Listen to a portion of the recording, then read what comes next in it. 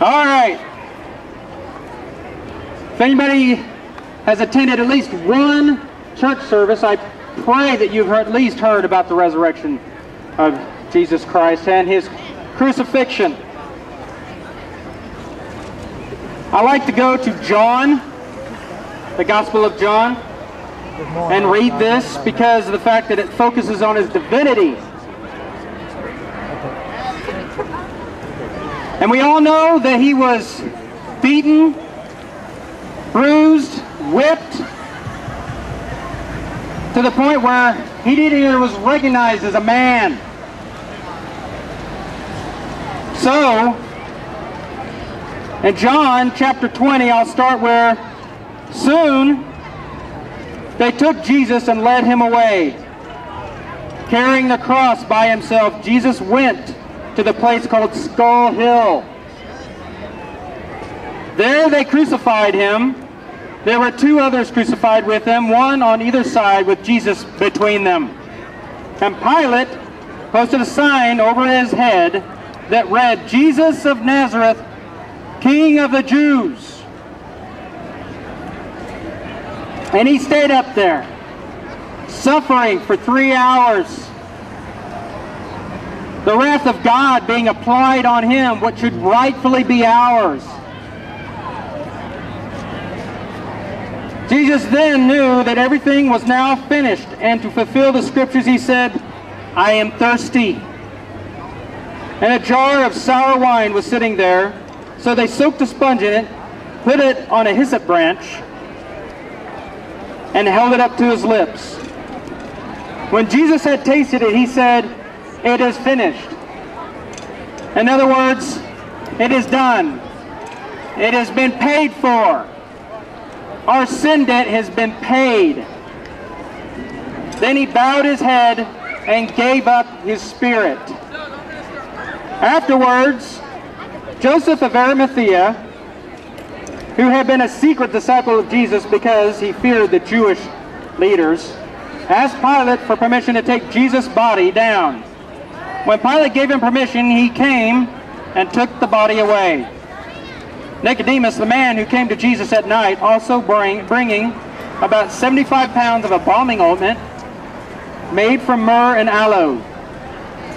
Together they wrapped Jesus' body in a long linen cloth with the spices, as was the Jewish custom for burial.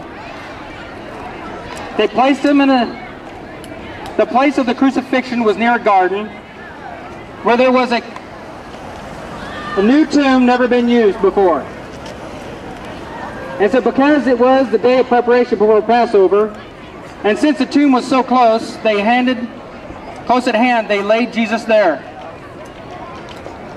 Early Sunday morning, the next day, tomorrow, where I hope and pray that you will be hearing this, early Sunday morning, while it was still dark, Mary Magdalene came to the tomb and found that the stone had been rolled away from the entrance. Mary was standing outside the tomb crying. As she wept, she stooped and looked in. She saw two white-robed angels sitting at the head and the foot of the place where the body of Jesus had been laying. "Why are you crying?" the angels asked her. "Because they have taken away my Lord," she replied, "and I don't know where they have put him." She glanced over her shoulder and saw someone was standing there. It was Jesus. But she didn't recognize him. "Why are you crying?" Jesus asked her. "Who are you looking for?" She thought he was the gardener. "Sir," she said, "if you have taken him away, tell him where you have put him, and I will go and get him." "Mary," Jesus said. She turned to him and exclaimed, "Teacher." "Don't cling to me," Jesus said. "I haven't yet ascended to my Father. But go and find my brothers and tell them that I'm ascending to my Father and your Father, and my God and your God." Mary Magdalene found the disciples and told them, "I have seen the Lord." Then she gave them this message. Jesus' disciples saw him do many other miraculous signs besides the ones recorded in the book of John. But these are written so that you may believe. That Jesus is the Messiah, the Son of God, and that by believing in Him you will have eternal life. One other thing, you're not going to find it in any translation, but if you're in any hotel room, or if you have a Gideon Bible at home at the beginning, there's something that is written inside there. I pray that you take the time to read it before you actually open the pages. It says, the Bible contains the mind of God, the state of man, the way of salvation, the doom of sinners, and the happiness of believers. Its doctrines are holy. Its precepts are binding. Its histories are true. And its decisions are immutable. Read it to be wise. Believe it to be safe. Practice it to be holy. It contains light to direct you, food to support you, and comfort to cheer you. It is the traveler's map, the pilgrim's staff, the pilot's compass, the soldier's sword, and the Christian's charter. Here paradise is restored, heaven open, and the gates of hell disclosed.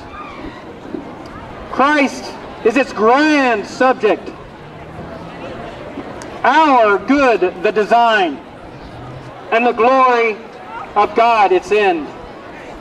It should fill your memories, rule the heart, and guide the feet. Read it slowly, frequently, prayerfully. It is a mine of wealth, a paradise of glory, and a river of pleasure. It is given you in life, will be open at the judgment, and be remembered forever. It involves the highest responsibility, will reward the greatest labors, and will condemn all who trifle with its contents. God bless, and thank you very much.